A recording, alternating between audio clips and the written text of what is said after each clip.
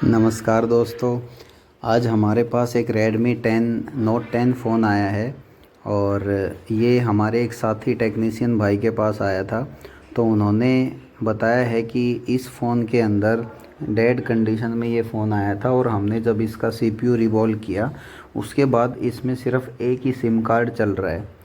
तो उन्होंने इसके लिए 3 बार CPU रिवॉल्व किया है क्योंकि CPU करते टाइम उनके पास सील्ड पैक फ़ोन आया था। तो 3 बार CPU रिवॉल्व करने के बाद भी इसमें सेम ही प्रॉब्लम है। तो सबसे पहले मेरे हाथ में आने के बाद हमने इसमें सिक्योरिटी वगैरह चेक की। तो ये आप देख सकते हैं, मैंने थोड़ा छुपा दिया है। इसमें IMEI नंबर दोनों हैं और सीरियल नंबर भी ओके है। और अभी हम एक बार बेस बैंड इसका सेटिंग में जाके देखेंगे। तो सबसे पहले सिम वगैरह की कोई भी दिक्कत हो तो हमें ये बेसिक चीज़ें नोट करना ज़रूरी रहता है। अभी आप देखेंगे इसमें हमारा बेस बैंड है वो बिल्कुल ओके है। तो इस कंडीशन में इस फ़ोन में क्या करना चाहिए, और सिर्फ इसी फ़ोन में नहीं दोस्तों, आप इस चीज़ को समझेंगे, अगर इसका फॉर्मूला समझेंगे तो हमें पता चलेगा कि हर फ़ोन में सिम चलने का एक ही है वो सिद्धांत रहता है, एक ही सिद्धांत रहता है। और वो ये है कि अभी सबसे पहले तो हम एक बार चेक करवा देते हैं आपको कि ये जो सिम डली हुई थी वो अभी 2 नंबर में थी और उसमें सिम काम नहीं कर रहा था। वही सिम को जब मैंने 1 नंबर में डाला है तो इसमें आप देखिए सिम भी दिखा दिया है और नेट भी हमारा अभी वोल्टी भी दिखा देगा, नेटवर्क भी आ जाएगा इसमें। ये देखिए नेटवर्क भी आ गया है। तो जो 2 नंबर सिम है वो इसका नहीं चल रहा है, 1 नंबर सिम है वो इसका ओके चल रहा है, वो कनेक्ट नहीं हो रहा है। तो फ़ोन को पता नहीं चल रहा है कि सिम मेरे अंदर लगा भी है या नहीं लगा हुआ है। तो ऐसी कंडीशन में हम एक बार चेक करेंगे, क्योंकि आप सभी को पता है कि सिम कार्ड के अंदर 6 पॉइंट होते हैं और 6 के 6 पॉइंट हैं वो काम के होते हैं दोस्तों। अभी वो 6 पॉइंट की क्या वर्किंग है मैं आपको डिटेल्स में बताता हूँ। ये बोर्ड को हमने निकाल लिया है और इसका ये देखिए आप सील्ड वगैरह भी निकाल रखी हैं और CPU उन्होंने रिवॉल्व किया है। तो एक बार हम अच्छे तरीके से इसको ट्रेस करेंगे और एक बार माइक्रोस्कोप में मैं आपको लेके चलता हूँ।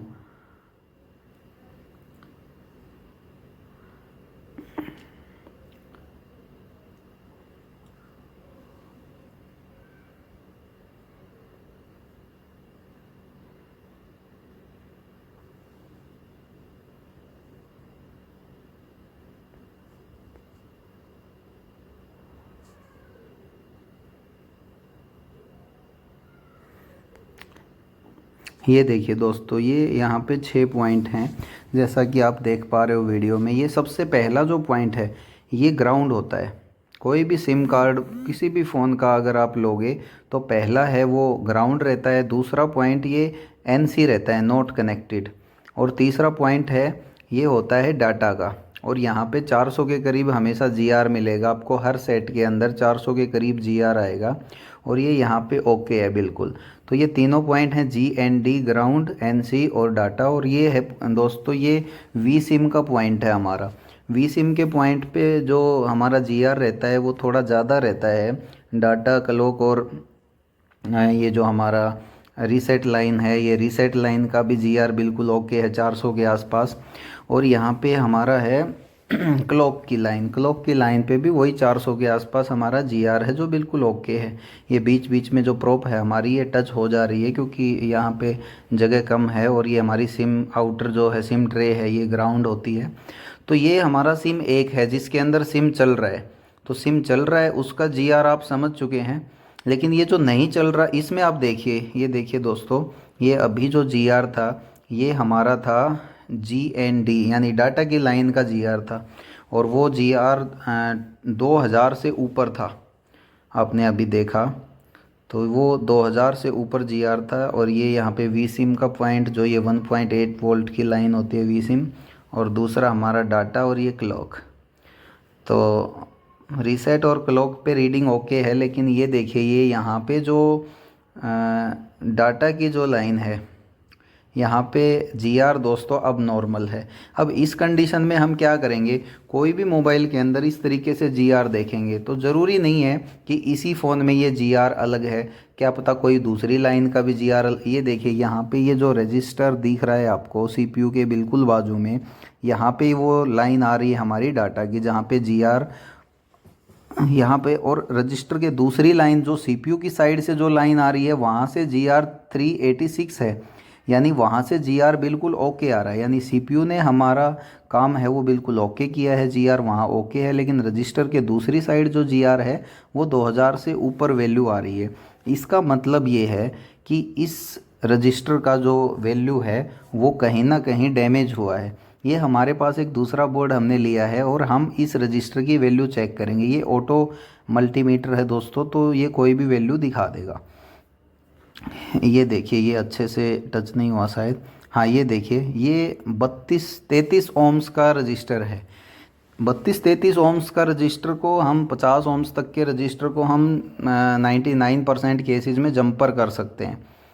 और ये देखिए, ये हमारा बोर्ड है जिसमें प्रॉब्लम आई हुई है सिम ना चलने की। इस रजिस्टर की वैल्यू यहाँ पे 300 ओम्स दिखा रहा है, 270, 290, 300, यानी ये रजिस्टर की वैल्यू है वो लीकेज हो गई है। वो किसी भी कारण से हो सकती है, ज़्यादातर हीट पड़ने से भी हो सकता है, 1% चांस है, ज़्यादा नहीं है। लेकिन कहीं ना कहीं या तो रजिस्टर पे आयरन टच हुआ है या कुछ ऐसा हुआ है जिसकी वजह से रजिस्टर है जो वो ख़राब हो गया है।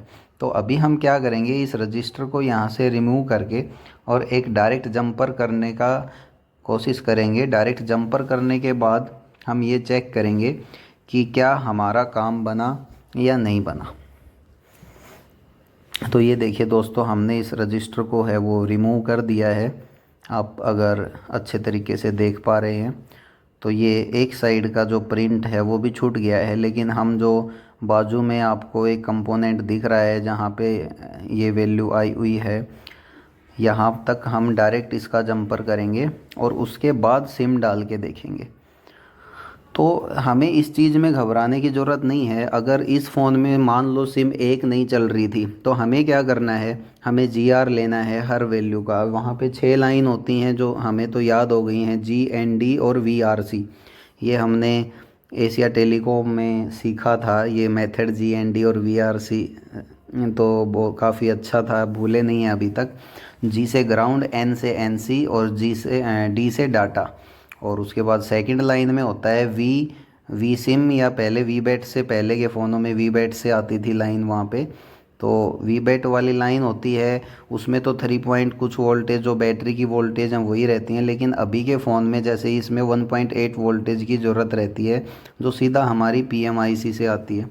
तो वी सिम, और उसके बाद सेकंड है हमारी रीसेट की लाइन, VRC रीसेट, और C से क्लॉक। तो ये हमारी 5 लाइन इसमें ओके रहनी चाहिए। और छठी लाइन जो है वो NC होती है, जो दूसरे नंबर की ग्राउंड से अगली जो लाइन है वो NC रहती है, या किसी किसी केसेस में किसी किसी फ़ोन में वो VBAT या VSIM वाली लाइन के साथ भी टच रहती है। तो ये हमारा जंपर है, ये हमारा कंप्लीट हो गया है। अभी हम एक बार चेक करते हैं वैल्यू। अभी आप देखोगे तो डायोड मोड पे मैंने इसको कर दिया है वैल्यू। अब हमारी जो वैल्यू है, रजिस्टर को हमने सीधा बाईपास कर दिया है, तो वैल्यू है वो 400 के आसपास आ गई है हमारी। तो अभी हम यहाँ पे सीधा मदरबोर्ड को बोर्ड में फिट करके और अभी इसमें सिम डाल के चेक करेंगे कि हमारा सिम चलेगा या नहीं चलेगा। तो सिम कार्ड चलाने के लिए यही मेथड होता है हमारा। जब हमारे फ़ोन में बेसिक रिक्वायरमेंट्स पूरी नहीं होती, जैसे बेसबैंड या IMEI अगर हमारे सेट में नहीं है, सही तो से उस केस में हमें कस्टमर केयर का सहारा लेना पड़ेगा। सॉफ्टवेयर से प्रॉब्लम सॉफ्टवेयर से है, हार्डवेयर से है, तो वो हर मॉडल का अलग अलग किस्सा रहता है। तो कई बार हार्डवेयर से, बेसबैंड IC से भी ऐसी प्रॉब्लम्स आती हैं कि कोई सिम शो नहीं करता। लेकिन उस केस में अगर हम वैल्यू चेक करेंगे तो वो बिल्कुल ओके आएंगी, क्योंकि हमारा इशू है वो बेसबैंड से है। तो हमारा CPU है वो डिटेक्ट ही नहीं कर पाता कि कोई सिम लगी भी हुई है या नहीं लगी हुई। तो ऐसे केसेस में हमें देखना, जैसे इसमें क्या था, CPU हमारा सारा काम ओके था, एक सिम हमारा चल भी रहा था, लेकिन उस केस में हमें ध्यान देना ज़रूरी है कि कहीं ना कहीं हमसे कौन सी गलती हो रही है।